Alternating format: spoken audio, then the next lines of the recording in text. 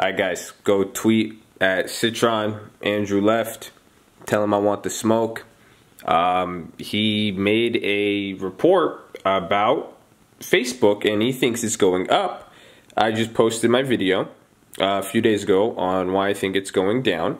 So I want to talk about this, go over it. I like Andrew left, so Andrew, I'm inviting you, so please let him know, everybody, and if you're new to the channel, make sure you subscribe and also let him know as well. I'm sure you'll get to see this information. I think on both sides, it's great for everybody to learn from this, but subscribe, Andrew, though. I'd love for you to come on. I'd love to discuss this with you on a live stream. We are streaming live. We're going to be on 6 a.m. I was going to say I post a ton of videos. I've already posted 4 today, so you might get annoyed. But Andrew, I would love for you to come on here and discuss it. I think Andrew is a smart guy. If you guys don't know who he is, I've even put him in some of my past videos as one of the Twitter accounts to follow. You know, this guy could move markets.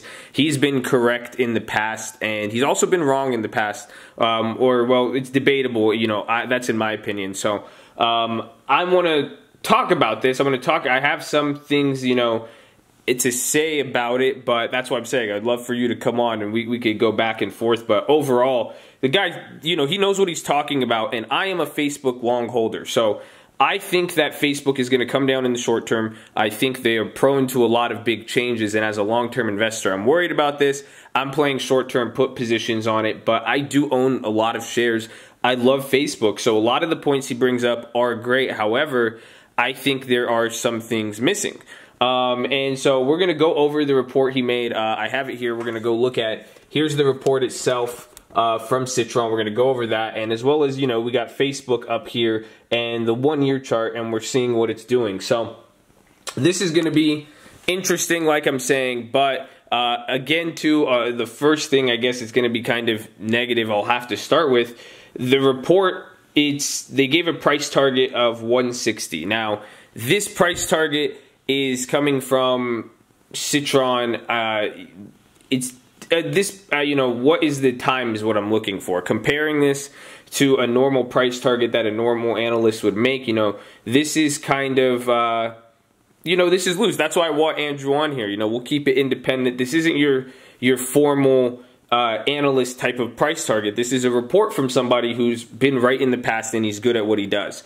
But at the same time, how it's formatted, that price target, I want to know when. Is this going to be something that gets switched around in the past, or what is the time frame on this? You know, I want to know that. You know, that's one thing, because 160 though, it's, again, because I'm negative in the short term, but in the long run, I do like it. So that's one thing. And how it's framed, I think this is, some of it is very sensational. I think this whole report, it's great writing. It brings up points, but I think, again, it misses stuff. So let's talk about it. We got all that out of the way. You know where I'm standing at it. You guys see I have sold out some of my puts. I'm still holding some, and I'm going to buy more. So that is my plan. And, you know, seeing this, comparing Facebook, it's up 8% today, second to like Amazon in the tech sector. So Facebook did pop up. I think, you know, some people were saying in the chat that this contributed to it. So let's take a look here. The first thing he's starting with and talking about is that Facebook at one point, you know, they had all this profit, everybody wanted it, and then, you know, that there was revenue, you know, user growth is what people were worried about. Then they beat that. Now it's too many users and addiction. That's a good point, but the big point, you know, here's his 3 points. He says, Facebook valuation and perspective. Is Facebook evil or investable, ininvestable, and Instagram in the anti-crap experience? So the valuation, he's saying it's growing faster than 95% of companies, and it's at the first time trading at a discount compared to the other S&P companies, which is very true. And, you know, I've been talking about this, the fact of how much money they make in revenue. What he's saying on this is very, very good, but there's a reason, in my opinion, why investors are worried like myself, and it has to do with, is Facebook evil, which, you know, he links to the next point, which is related to companies like Altria and whatnot. And he says Altria, you know, kills people, but look at them, but it's trading at a discount.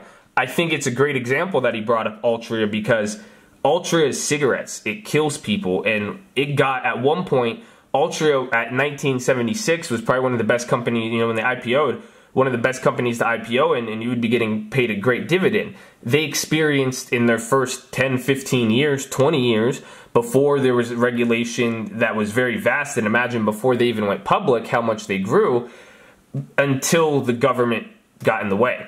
And they said, hey, this is dangerous. There is addiction, keywords, and stuff like that. And it got to the point where they were like, well, hey, we got to step in the way. And that had to change. And that changed the company. And that's the same thing with Facebook is becoming the same issue with the whole regulation over the internet and treating it like a utility.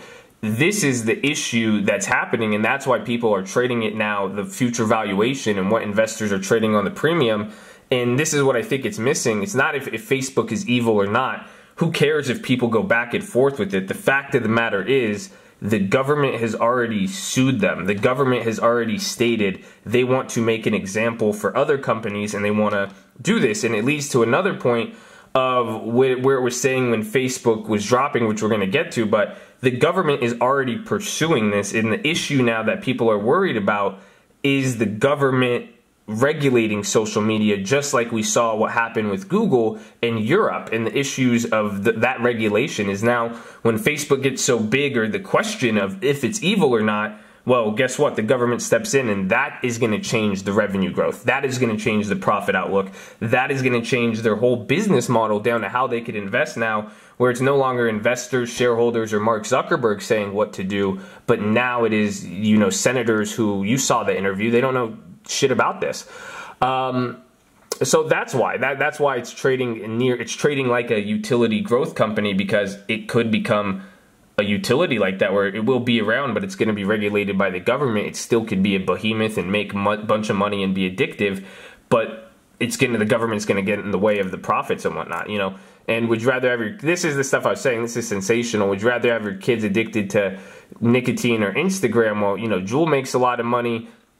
Instagram is going to make a lot of money too, but I don't think that is the issue here with saying, the government's going to step in. It doesn't matter if that's the question, because government has already stepped in. I can't even get my creme brulee pods anymore, which is BS, but they haven't stepped in on Instagram. So if you could compare these two, one's regulated, one's not, and what has been the effect after regulation? How much money was Juul making in their growth? Look at their rapid growth. It's going to taper off, because the government's going to regulate it more and more as it gets bigger and bigger and more disruptive, like a social media giant.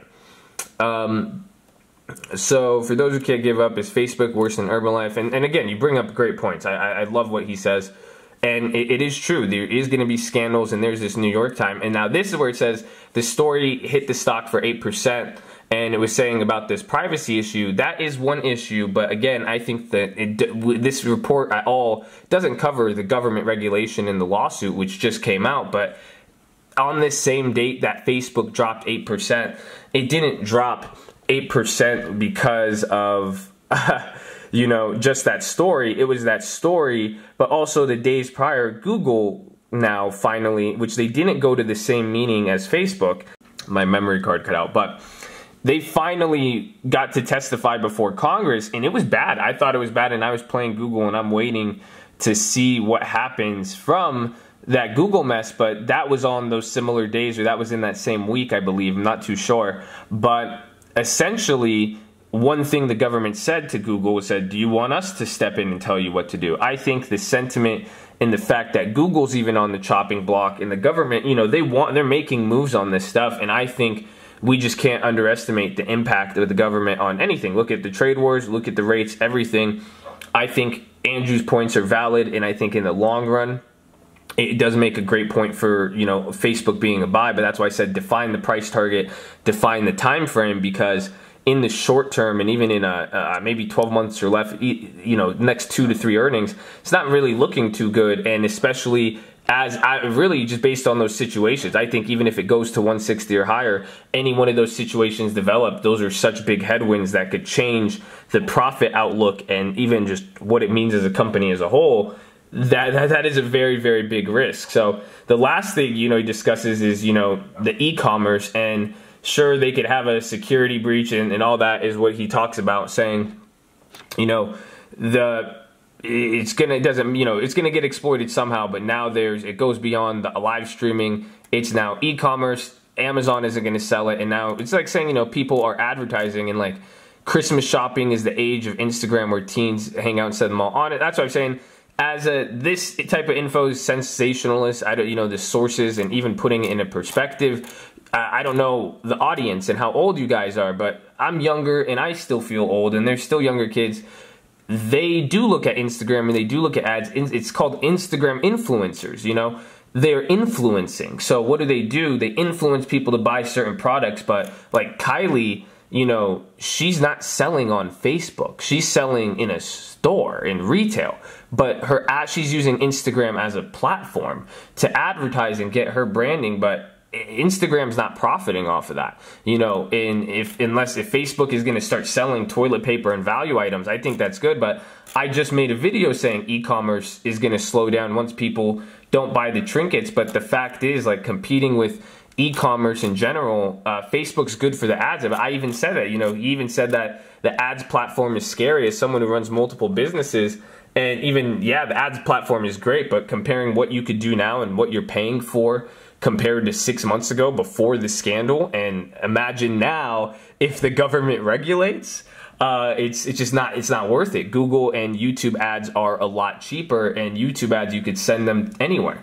You know, the only way Facebook profits off of e-commerce is if people do ads sending people to their Facebook stores, and they're able to make Facebook have Shopify. So really, if you believe then that Facebook, and I said this I said short Shopify just because of e-commerce in general. If you believe Facebook is going to come take control of this, then short Shopify, because if Amazon came in and Amazon fulfilled, you know, they are competing with Amazon, but you kind of get the picture. If Facebook came in and said we're going to do that, it would be. But the fact is, people are going to, and online entrepreneurs, anybody online, they're going to go with the cheapest fees, you know, basic economics. And you know, it's easier to send somebody to your own website than sending them to a Facebook store if it's not used by everybody and it's not the norm. It's not easy, different payment methods. So again, everything he's saying, I believe it's great. And again, if they have no competition, every single point of saying what makes them stand out in this realm too is just more to say regulation, regulation, regulation. So at the end of the day, he says it's written, movies have been made on Facebook, evil topic, but never before has Facebook been this compelling of an investment. As investors have become overly concerned about the short-term noise of privacy and propaganda, they've forgotten to look at the earnings power and potential of the most advanced advertising tool with global reach and messaging network in the future of shopping. Facebook platform has been a long way and has turned the research firm from a one-time skeptic to a major bull. I agree with it for the most part. I believe the short-term noise could be outlived, but I think the issue for investors is that the short-term noise becomes a long-term headwind, and that is government regulation, as we've discussed. What those possible effects could be. Is Facebook evil? Again, it doesn't even matter if they are or not. The fact that the question is brought up and it's even debated, and the fact that people don't understand it, it is something, you know, it is going to be something of the future. It is a platform that has already shown it, and one of the best advertising platforms. But when people can't understand something, you're going to, you know, have issues with that. And that's the problem with disruption and what that's going to mean for profit. But Facebook has done good. It is cheap right now. I agree with that. So as far as, you know, I don't think the issue is as much privacy and propaganda. Those are small things I think they could get through. But as these develop and the headwinds come down, you know, it's not looking too good. And, you know, Facebook is at a good price. But, yeah, I think that's pretty much it. I'm trying to think. I don't want to... There's so much I could say with it. I think I've said a lot, but I think you guys get the main point. So I will leave it there. Andrew, I'd love to talk to you about this. If not, hopefully you enjoyed this, and hopefully you all enjoyed this. But my plan, I'm holding long on the stock. I'm going to buy more puts, and I'm going to try to hit it even between this earnings and the next earnings is kind of my time scale. So to give my price target, I can't really put a price target on it. I think maybe between 130 and 100, I think would be fair. And and who knows, but I don't even want to give a price target. You know, again, I don't even think this is valid enough for me to give that target, but I'm playing, you know, I'm hedging myself, and that's what I'm saying, and I'm scared, and that's what my video was, to maybe more clarify. Although when I said I'm short Facebook, I'm holding long, I'm buying puts because I'm worried about that, and that's really what I'm expressing. So I love what Andrew said. I disagree obviously with some points, but I think it's more of a time frame thing, but I think we're on the same page with everything. So I'll leave it there. Subscribe, like the video, let me know what you think. I love you all.